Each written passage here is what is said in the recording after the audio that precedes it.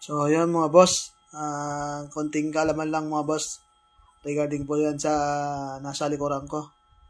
Ang pagluluto ng kanin na para makatipid po ng malaki sa gasol. Ito po ay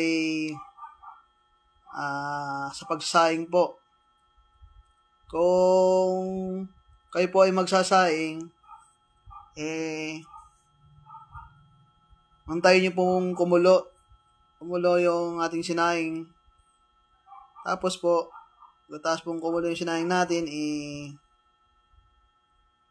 buksan po natin yung kaldero. Gaya po yan. Yan po, kumukulo siya, di ba? Tapos po, pagkayari pong kumulo niyan, patayin nyo po muna. Yan o, tingnan nyo po. Yan.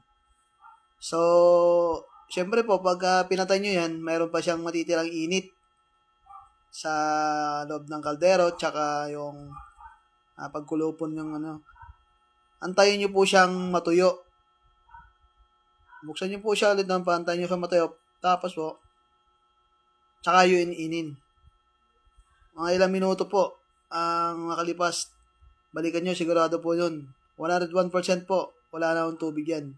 At yung bigas nyo, hindi naman siya malata, kundi ayos lang po siya. Tamang pang in-in na lang siya. So, subukan nyo mga boss. Sure ball yun. Tsak yun. Makakatipid pa ko kayo ng gasol. So, try nyo na mga boss. Yun lang po. Maraming salamat. God bless.